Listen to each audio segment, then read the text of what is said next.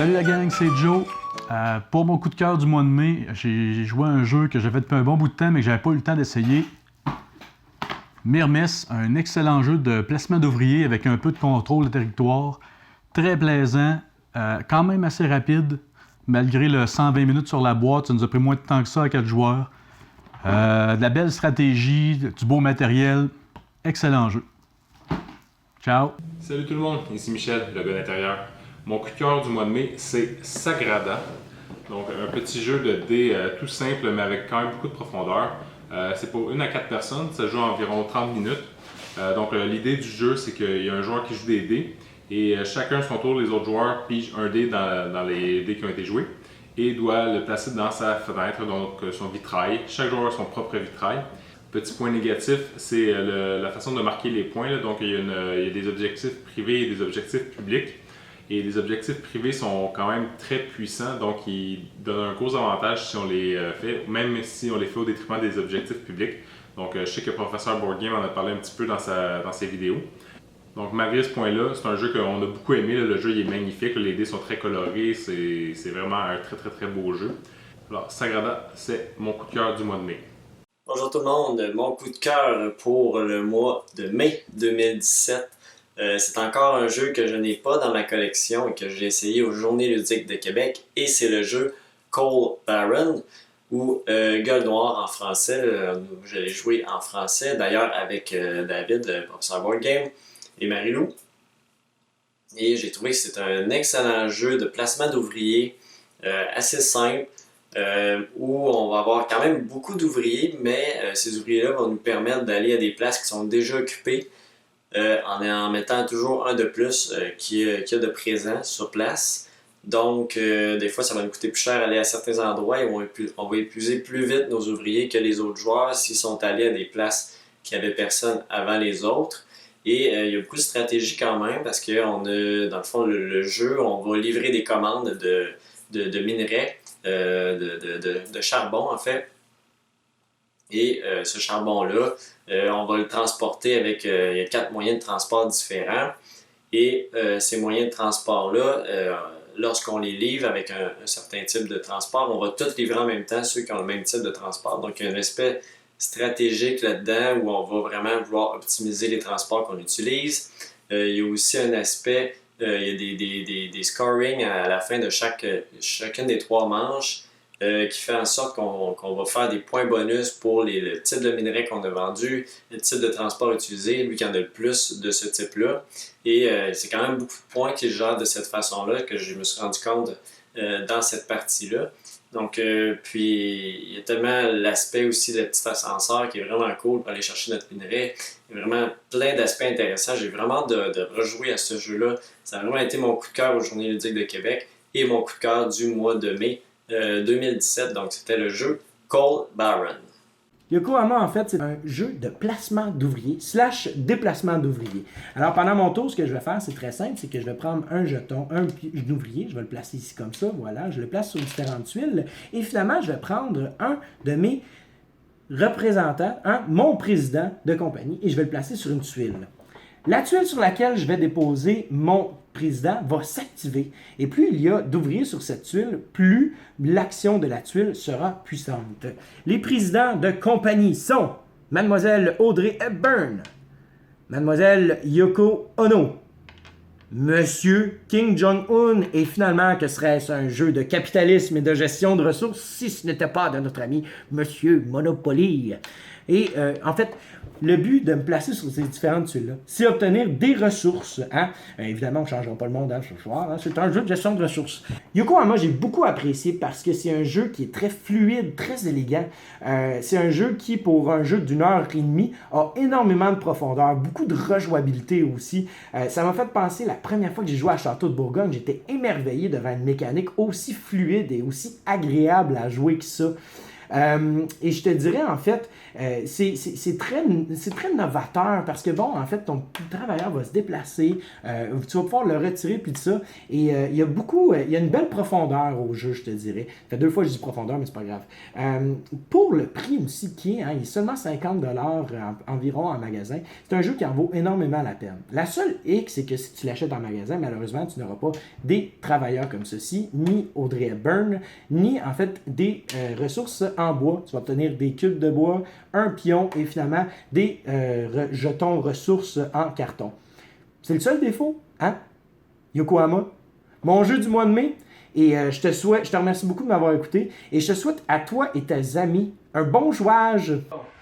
David m'a demandé de faire le coup de cœur du mois de mai. C'est pas facile le mois de mai. Évolution, First Class, Hoplomachus, je sais pas. Qu'est-ce que je choisis? Qu'est-ce que je fais? Oh, vous êtes là? Qui a posé sur le piton? En tout cas, bref, bienvenue dans la zone jeux de société. Là, il faut choisir mon coup de cœur pour le mois de mai. C'est pas facile. J'ai joué à plusieurs excellents jeux dans le mois de mai. Et puis, il faut absolument que je vous en parle très rapidement. Évolution, c'est un excellent jeu de cartes. Ça fait peut-être ça fait longtemps qu'il est sorti, mais j'ai adoré ça. Le fait de pouvoir construire et faire nos propres petites espèces qui peuvent interagir avec les autres, très cool. First Class, j'ai adoré. Magnifique jeu de cartes où on doit construire un train de luxe. J'ai vraiment adoré ce jeu-là. J'ai pas encore essayé la version solo. Vraiment beaucoup aimé. J'ai joué aussi à 1754 Conquest, un jeu de guerre, de la guerre entre les Français et les Anglais pour la guerre de conquête, dans le fond, ici pour au Canada. Wow, c'était une de mes parties les plus excitantes. Mais sans contredit, je vous le dis tout de suite, mon coup de cœur, c'est lui. C'est Hoplomachus. Okay, Hoplomachus Rise of Rome. Je mets pas Origin dedans parce que je ne l'ai pas encore énormément essayé, mais Rise of Rome, vraiment excellent. Fait pas l'unanimité sur ma chaîne. Il y en a qui disent qu'ils aiment, qui n'aiment pas. Moi, au début, quand j'ai vu les premières vidéos, je pensais pas aimer ça. Mais là, aujourd'hui, je capote littéralement sur ce jeu-là, surtout pour son aspect solo. Un jeu de gladiateur avec des jetons de poker. On se promène dans une arène. Wow, extraordinaire. Puis juste pour vous dire à quel point j'aime ce jeu-là, je me suis même commandé des extensions parce que je veux avoir plus d'unités. Vraiment, mon coup de cœur, zone jeu de société pour le mois de mai, Hoplomachus Rise of Rome. Alors bonjour, mon nom est Martin de la Société des Jeux et aujourd'hui pour Passion Board Game, je vous présente mon coup de cœur de mai 2017. Il s'agit du jeu Arkham Horror, le jeu de cartes. Alors c'est un jeu que j'ai acheté fin décembre pour lequel j'avais pas encore eu l'occasion de tester, donc de l'essayer. J'avais eu beaucoup de bons commentaires sur le jeu, donc j'étais très curieux de voir si ça allait rencontrer mes attentes et je dois dire que j'ai été agréablement surpris. Donc il s'agit d'un jeu de cartes de type deck building, aventure, personnage pour lequel on a tous des habilités différentes. Donc, on va progresser au niveau de l'aventure et ce que j'ai particulièrement aimé, c'est les incidences de nos actions. Donc, ce qu'on va faire avec nos personnages durant une mission va avoir des répercussions dans la mission successive et donc ça rend le jeu très intéressant à ce niveau-ci.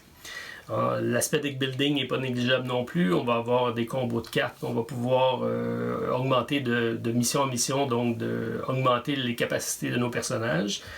Et donc c'est un jeu que j'ai fortement apprécié au cours de ce mois-ci. Donc c'est un jeu de type Living Card Game. Donc Fantasy Flight nous a habitués à ce type de jeu-ci, pour lequel une quantité phénoménale d'extensions va suivre assurément. On est déjà rendu à une vingtaine, je pense, pas loin.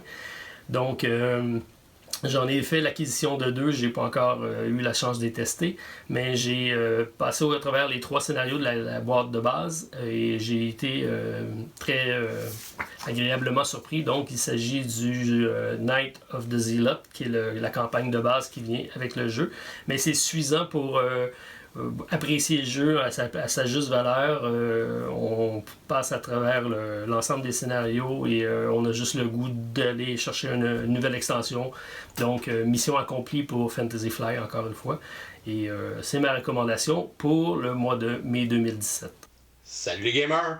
Mon jeu coup de cœur pour le mois de mai 2017, c'est le jeu 5 Minute Dungeon. C'est un petit jeu de cartes coopératif en temps réel dans lequel les joueurs vont recevoir un deck de cartes qui correspond à leur personnage, que ce soit un guerrier, un paladin, un magicien, etc.